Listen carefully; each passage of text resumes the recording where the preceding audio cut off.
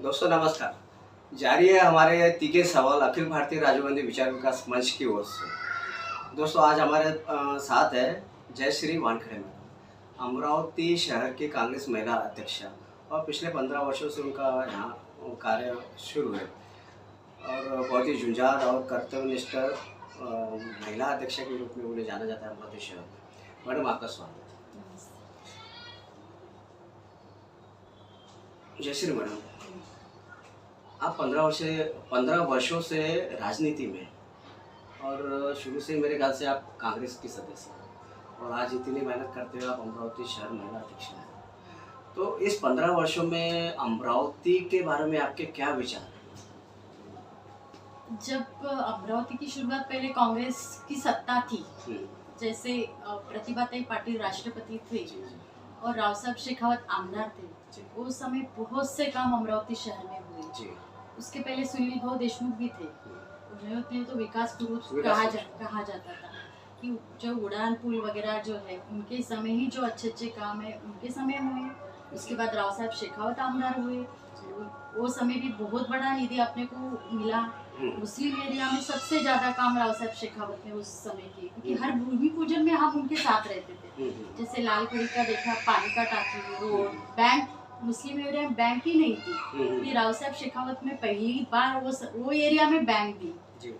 वो बहुत बड़े काम जो है वो राव साहब शेखावत ने राष्ट्रपति होने के नाते प्रतिभाताई पाटिल ने अपने को बहुत नीति दी, वो हिसाब से अच्छे काम अमरावती शहर में। जी। मैडम, दरअसल राव साहब शेखावत का विषय निकला है और जाहिर है कि अमरावती शहर में या जिले में कहीं शेखावत परिवार का बहुत नाम था। देव सिंह शेखावत जी से लेकर प्रतिभाताई को खैर राष्ट्रपति बने हैं, लेकिन पहले अमरावती शहर के पहले महापौर देव सिंह शेखावत। राव साहब की हार के बाद शेखावत परिवार अमरावती शहर में कहीं भी परिदृश्य में दिखने लगा। इसका कारण क्या है? कारण तो कुछ बता नहीं सकते। हर समय क्या लगता, अभी देखो यानी क्या है, जब तक किसी की सत्ता रहती है, सत्ता के साथ में सब रहते हैं। जी। उनका पद जाने के बाद किसी की मानसिकता नहीं रहती कि चलो अभी सब बातें हो गई। प्रतिभाताई राष्ट्रपति थे, राव साहब का यानी वो आमदार थे, उस समय सब एक्टिव रहते हैं, ग्रुप भी एक्टिव रहता है, काम भी अच्छे से चलता है। और क्या लगता है, उनकी भी बहुत बड़ी बड़ी हर जगह संस्थाएं हैं, काम भी बढ़ गया है, वो भी अकेले हैं सब जगह। कहाँ राजनीति में ये करेंगे, वो हिसाब से उन्होंने फिर राजनीति के बाहर हो चले। जी सही बात है। मैडम, एक अमरावती लोकसभा चुनाव अभी 2024 का 26 तारीख को वोटिंग है। यहाँ 4 उम्मीदवार हैं, नवनीत जी राणा, दिनेश जी गुरु, अनुराजी अम्बेडकर और बलवंत वानखेड़े, कांग्रेस की ओर से। तो आपको क्या लगता है इन चारों में फर्स्ट, सेकंड, थर्ड, फोर्थ इस पोजीशन पर आप अगर सीधे सिलवार अगर बताना चाहेंगे, पहले नंबर पर कौन? पहले नंबर पे तो मुझे तो ये 100% गारंटी है कि बलवंत भाऊ वानखेड़े रहेंगे जी। क्योंकि देखते हुए वो उम्मीदवारी का देखो, हर किसी के नाम पे उनका दिखेगा ही आपको। हर छोटा बच्चा भी जानता है कि हम पंजे को वोटिंग करेंगे, बलवंत भाऊ क्या है वो छोटा बच्चा भी जानता है, क्योंकि ग्रामीण में से छोटे पद से वो ऊपर आए हुए हैं, इसलिए उनका नाम है। डायरेक्ट कोई भी ये जगह आ जाए कि भाई हम काम, सोशल वर्क तो बहुत से लोग करते हैं, लेकिन आप देखेंगे बलवंत भाऊ के सरपंच से, जिला परिषद से, एपीएमसी से, हर जगह से वो हर पद का राजीनामा देके आगे चल रहे हैं। तो वो क्या है, उनका वर्क है, वर्क की वजह से वो आगे है। जी। मैडम, एक आप महिला है और महिला शहर अध्यक्ष भी है और बलवंत भाऊ के सामने जो है अगेंस्ट में एक सशक्त महिला जिसे कहे गए नवनीत जी राणा, जो निवर्तमान सांसद भी है। तो बलवंत भाऊ और नवनीत राणा जी के बीच में जो टक्कर होने वाली है, तो बलवंत भाऊ महिला शक्ति से लड़ रहे हैं या फिर किसी पार्टी के विशेषज्ञ कैंडिडेट से लड़ रहे हैं? महिला शक्ति तो नहीं। एक बात बताओ, क्या उस समय हम भी थे कि जो नवनीत राणा को चुन के दिया हमने, हम भी महिला शक्ति उस समय उनके साथ थे, हमारी यशोमती ताई भी उनके साथ थी उस समय, हमने भी बहुत सारी शक्ति, उनके महिला शक्ति हमने उनको बड़ा किया। लेकिन समय कैसा आ गया कि उन्होंने किसी को ये नहीं किया कि जो कांग्रेसी लोग थे, जो विचारधारा को उन्होंने छोड़ के वो बीजेपी में चले गए और ऐसे हर किसी को लगता है कि अपन जो तन मन धन से जो कार्य करता है उनको पूछना चाहिए, कि करना चाहिए, वो उन्होंने नहीं किया। इसके वजह से क्या है, वो कांग्रेसी लोग भी नाराज हो गए और जिन्होंने काम किया है तो और वो क्या पक्ष छोड़ के ही चली गई, तो फिर सवाल ही नहीं आता। हाँ विषय सही। मैडम एक कल ही शरद पवार जी और उद्धव जी ठाकरे आए थे, साथ में मुकुल जी वासनिक भी आए थे। क्या आपको ऐसा नहीं लगता कि सेंट्रल के राजकारण में राहुल गांधी या गांधी परिवार उनकी ओर से उद्धव ठाकरे को झुकता माप दिया गया है महाविकास आघाड़ी में? ऐसा तो कुछ नहीं है। अब आप देखो, उद्धव जी का इतना बड़ा अपमान हो गया। जी जी। वो बहुत अच्छे घराने से, बाला साहब ठाकरे का घराना बोलो तो आज उनके इससे, मुंबई बोलो तो पूरा ठाकरे घराने के नाम एक था। अलग ही है उनका नेतृत्व। ऐसे नहीं है कि कहीं पे भी आए कोई भी हनुमान चालीसा पढ़े और चले जाए। इतना बड़ा नेता होने के बाद इतना बड़ा मातोश्री जो है वो एक पवित्र ये माना जाता है हिंदू समाज में। और वहाँ जाके आप एक महिला, इतने बड़े मुख्यमंत्री का, इतने बड़े घराने का आप अपमान करें, एक सुसंस्कृत लेडी जो है वो ऐसा कभी नहीं कर पाती। जयश्री जी, एक और महिला शक्ति पर ही आता हूँ। धन शक्ति, जनशक्ति, करीबन करोड़ों की अमरावती लोकसभा से चर्चित है पूरे महाराष्ट्र में, इवन देश में भी अगर आप देखें तो बहुत चर्चित है। नवनीत जी राणा बीजेपी को बहुत पैसा है, लेकिन दूसरी ओर एक और कैंडिडेट है अमरावती के, आनंदराजी आम्बेडकर के, जो बाबा साहेब आम्बेडकर के पौत्र हैं और उनका वारस या रक्त जिसे कहते हैं कौन कहते हैं, वो भी चुनाव मैदान में। तो आनंदराज जी के विषय में आप क्या सोच सकते हैं? मतलब उन्होंने यहाँ अमरावती से लड़ने में जो विचार किया वो सही है या गलत है? वो पूरा गलत है। एक मैं उनके बारे में बोलेंगे, वो कहाँ के रहने वाले हैं, कहाँ है, आपका यहाँ पे काम बताओ। जो बलवंत भाऊ ने किया है राजनीति में, कहाँ से आए हुए हैं, आपका बताओ। कोई आंदोलन किया गया उन्होंने? नहीं। शेतकरी आंदोलन किया क्या? कोई पेट्रोल के बारे में, घर टैक्स के बारे में कुछ किया क्या? आप राजनीति में यहाँ डायरेक्ट कैसे लड़ रहे हो? ये जो है ना आजकल ये जो जनता है, जो नए लोग जो है, जो जनप्रतिनिधि है, उन्होंने ये बात कहनी चाहिए कि आप डायरेक्ट आपके इलेक्शन में खड़े हो रहे हैं, आपका जनप्रतिनिधि होने के नाते आप जो कर रहे हो, पहले आप समाज में कि समाज के लिए क्या किया ये पहले ये करो, बाद में आप दावेदारी। नहीं, लेकिन मैडम कैसा है, अम्बेडकरी समाज में एक भावना है ना, मैं जो भावना है वो अम्बेडकर विषय मैं मानती हूँ, लेकिन भावना बताती हूँ कि जो है पहले थी बहुत अम्बेडकरी समाज की। आज के बारे में, आज के दिन देखो कि माहौल देख के आप उनके पास जाओ, वही आपको जवाब देंगी कि अम्बेडकर समाज के लिए लोग बोलते थे कि नहीं, हम अम्बेडकर घराने से लोग जुड़े थे, जो ब्लड रिलेशन रहते हैं वो हिसाब से लोग जुड़े हुए थे, लेकिन उन्होंने खुद का नाम खराब कर दिया। क्यों? कि जैसे देखो 5 साल पहले क्या हुआ था, वो अपने साथ थे, बीजेपी के साथ चले गए, हमारे साथ सत्ता में बैठे, 4 सीट के लिए तैयार हो गए, बाद में उनको आज 7 सीट चाहिए थे, उसके लिए उन्होंने युति छोड़ी, युति तोड़ दी। उसके बाद जहाँ सपोर्ट देना चाहिए थे वहाँ सपोर्ट नहीं दिया, जहाँ ये करना चाहिए, इसके लिए लोग जनता नाराज है। क्योंकि अब भी दलित कैंडिडेट को, जो हमारा दलित कैंडिडेट है बलवंत भाऊ वानखड़े, ये कांग्रेस के लिए पहली बार उम्मीदवारी कांग्रेस ने अपने दलित समाज के लिए दी है, तो जनता चाहती है कि वो चुन के आए इनके लिए। अभी उन्होंने क्या अपने साथ 5 साल गद्दारी, 5 साल पहले गद्दारी जो की है उन्होंने, इसके लिए अभी हम उनको माफ नहीं करेंगे। क्योंकि अभी भी देखो, अभी भी उन्होंने वापस ली थी उम्मीदवारी, स्टैंड हो गए, कोई जरूरत नहीं। देखेंगे आप उस दिन की सभा देख के लोग सब समझ गए कि अभी क्या होने वाला है।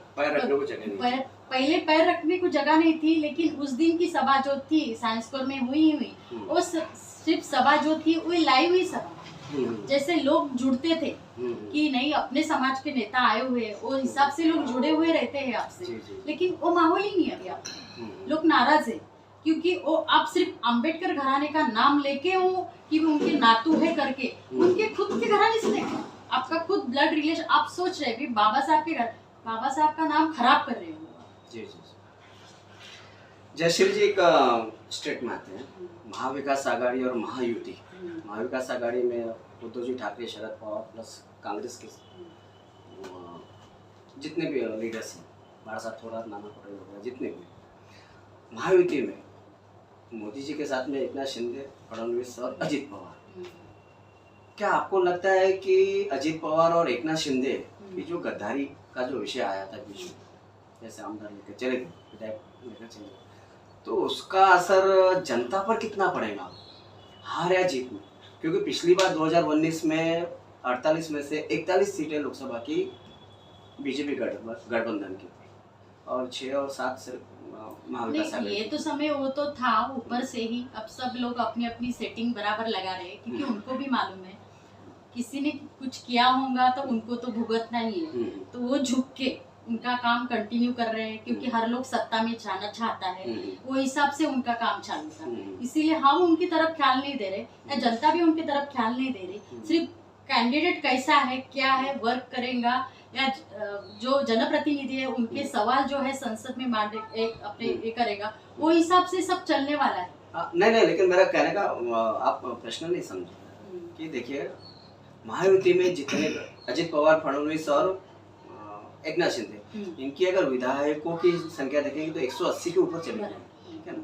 288 में से 180 के ऊपर चले गए, और ये मेरे ख्याल से महाविकास अगर 105 के दरम्यान सीमित हुई। तो 180 का जो प्रभाव क्षेत्र होता है विधानसभा में या लोकसभा में, तो वो लोकेलिटी के हिसाब से जो जनसंख्या है वो कहीं भारी तो नहीं पड़ रही महाविकास आघाड़ी नहीं। पर? वो ये देखो आप, पहले क्या उन्होंने सभी पक्ष फोड़े, हाँ, जो है सबको अलग अलग कर दिया कि वो भारी पड़ रही, वही हिसाब से उन्होंने फोड़ना चालू, क्योंकि उनको लगा कि अब ये इसमें क्या होगा, तो इसको सबको अलग कर दिया जाए तो ये अपने लिए फायदेमंद होगा। लेकिन लोग भी समझ गए। कल की सभा देखी आपने उद्धव जी ठाकरे की, शरद पवार चंद्र साहब की सभा जो देखी आपने, उसमें देखा होगा कि ऐसी सभा ही हुई नहीं, कितनी भीड़ थी, गेट तक, लास्ट तक, पूरे स्क्रीन तक लोग बाहर खड़े होके देख रहे थे। क्योंकि ये होने के बाद, हनुमान चालीसा होने के बाद उद्धव जी ठाकरे फर्स्ट टाइम अमरावती में आए, इसलिए लोग उनको, उनके जो थे कार्यकर्ता, वो भी उनको चाहते थे कि वो भी अमरावती में आए, और वो भी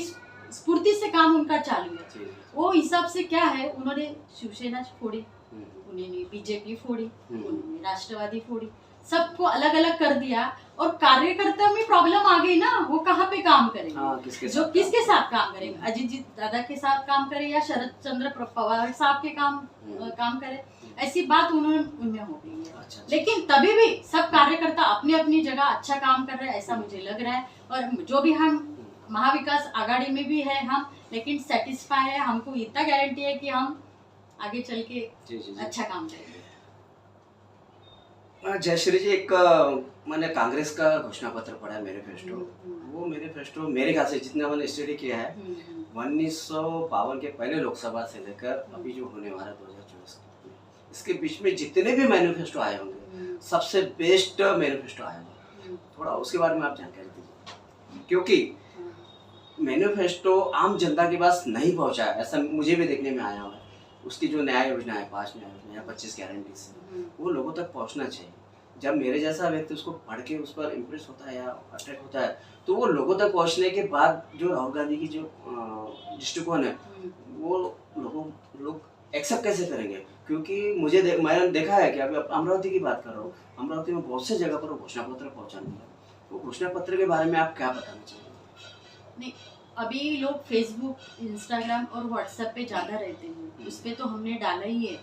एक्टिव देखेंगे आप, आज की पीढ़ी जो है वो मोबाइल के सिवा रही नहीं करती, उस पे ही वो सब पढ़ाई कर लेते। आजकल के लोग, बच्चों को भी ज़्यादा राजनीति में इंटरेस्ट आने लगा है कि मोदी ने ज़्यादा एक्टिव कर दिया है बच्चों को कि आप सिर्फ दिन भर ये रहो, मोबाइल पे रहो और पढ़ो मत, सब रोजगारी बंद करो, यही काम करो। वो गुरुकुल योजना तो नहीं लाना चाह रहे? नहीं, वही मालूम नहीं ना, मोदी जी का क्या इतना बिजी कर दिया है बच्चों को, और बच्चों भी उनके बारे में ही बोल रहे हैं। क्योंकि देखेंगे हम, हमारे भी बच्चे वही बताते हैं कि मोदी जी हमारे साथ एक्टिव है, वो चाहते हैं कि ये मत करो, वो मत करो, बैठ के कंटिन्यू फोन पे रहो, गेम खेलो, और इससे बच्चे एक्टिव हो गए। वो चाहते हैं कि मोदी जी हमारे साथ में, बच्चे पढ़ेंगे तो वो जॉब नहीं कर पाएंगे, वो मोबाइल पे रहेंगे तो पढ़ाई नहीं कर पाएंगे। ये दो मुद्दा है, बेरोजगारी बढ़ती जाएगी, जो पढ़े हुए बच्चे वैसे ही रहेंगे, ये बच्चे आगे जो अभी मोबाइल पे एक्टिव होंगे वो नहीं पढ़ेंगे। जयश्री जी, राहुल गांधी जी के बारे में बताइए कुछ, आपने शायद देखा हो। राहुल गांधी जी की जो पद यात्रा थी, पहली भारत जोड़ो यात्रा, पहली भारत जोड़ो यात्रा थी, वो मैं राहुल जी के साथ मिली हूँ, पातुर में अच्छी मेरी उनसे बात हुई, लेकिन अच्छा लगा। एक प्रधानमंत्री, अब देखो आप मोदी जी देखो और राहुल जी देखो, इतने बड़े घराने से उनको सिक्योरिटी है क्या? नहीं कुछ। एक टी शर्ट पे और एक पैंट और एक शूज पे वो आदमी निकलता है, ना बड़े बड़े प्लेनों में घूमता है, ना बड़े बड़े देशों में जाता है, ना बड़े लोकल एरिया। आपने भी कोई समस्या होंगी उनसे भी मिलना चाहते हैं, आप कोई कंप्लेंट या लेटर भेजो या कुछ भी भेजो, तो वो वहां तक गई तो आपको मिलने जरूर आएगी। ये नहीं सोचेंगे कि मेरे को किसने अटैक किया, मुझे सिक्योरिटी होना, मैं कैसे जाऊंगा, मैं ऐसे यानी वो बात को ये नहीं करना चाहते वो कि भाई मीडिया मेरे पास आए, ये करे, वो मेरी बात मीडिया में जाए, वो नहीं चाहते। ये सब पूरी बातें जो है वो कांग्रेस ने लाई हुई है। जो आज मीडिया का यूज ज्यादा जो कर रही है वो बीजेपी कर रही है, वो हमने वो सब लाया हुआ है। राजीव गांधी को नाम लोग रखते थे कि जब राजीव गांधी थे तो वो रखते थे लोग कि अभी टीवी आ गया, मोबाइल आ गया, ये लोगों की बेरोजगारी खत्म हो जाएगी, इतनी बड़ी समस्या वो लोग कहते थे।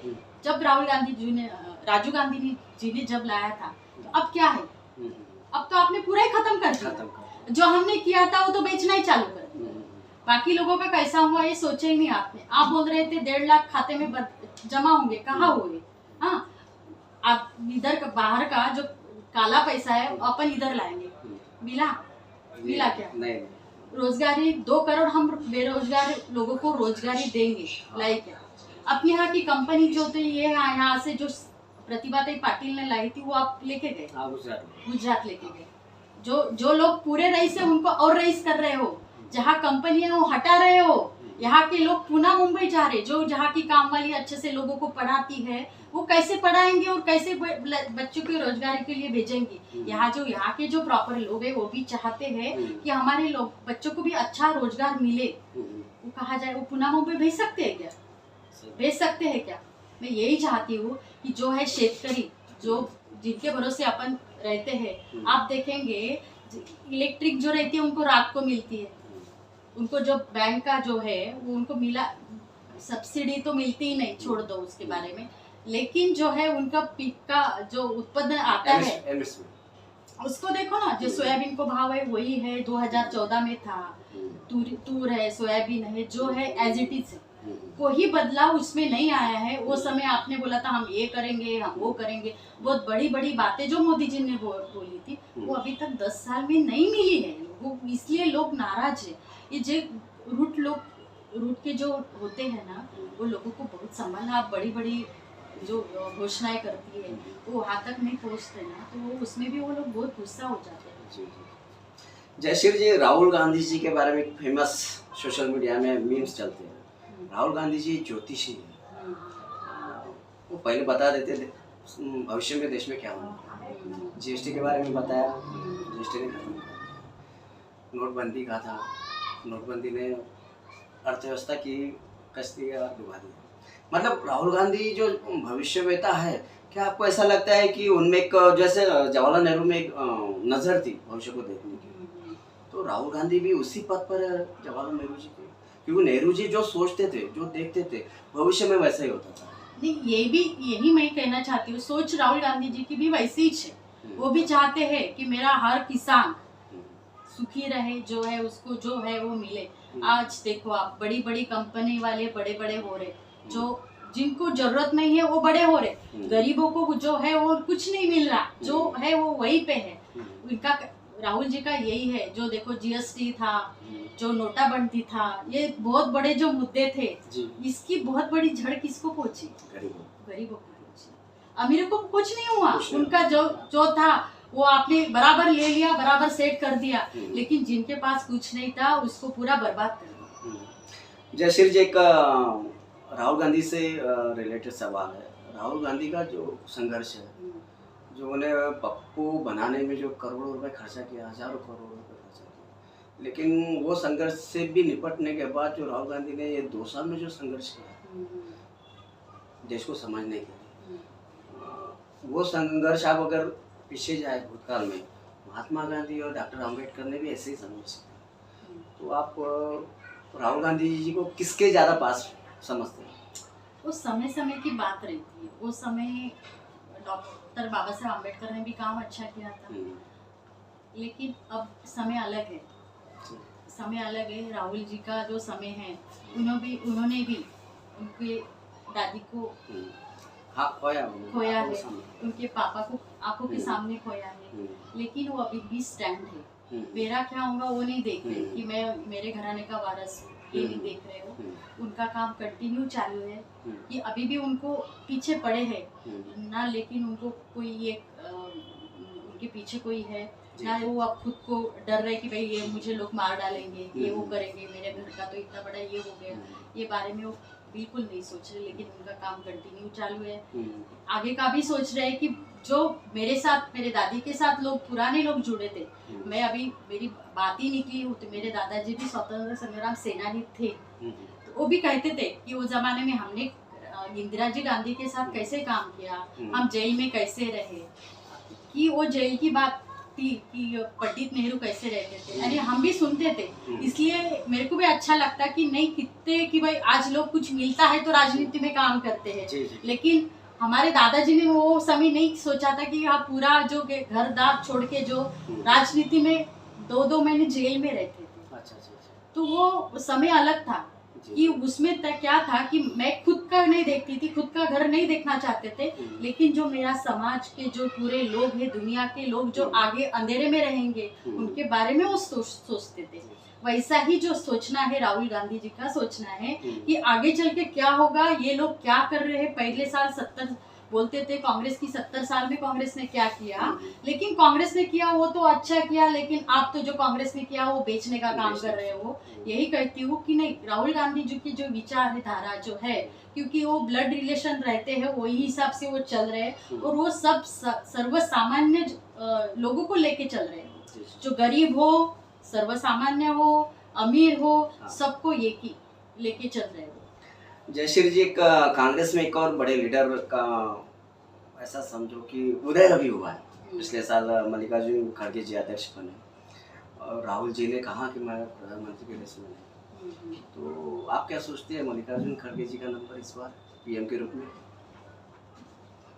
वो तो मैं नहीं बता पाऊंगी आपको, क्योंकि वो तो समय ही बताएगा। क्योंकि कैंडिडेट तो हर कोई चाहता है, संधि का हर एक पक्ष के 3-3, 4-4 कैंडिडेट रहते हैं, तो पार्टी बाद में सिलेक्ट करती है। जी। तो ये थे जयश्री जी वानखड़े हमारे साथ अखिल भारतीय राजीव गांधी विचार विकास मंच के इस मंच पर आपका फिर से एक बार धन्यवाद। और आपने बहुत अच्छा संबोधन किया। जनरली कैसा है, कांग्रेस के बारे में इतनी जानकारी रखना भी बहुत बड़ी बात है, और मेरे ख्याल से कोई बताने से पहले बहुत हिचकते हैं या फिर थोड़ा डरे रहते हैं, और आपने बहुत ही दिलेरी से प्रश्नों का जवाब दिया। धन्यवाद। जय भीम। धन्यवाद।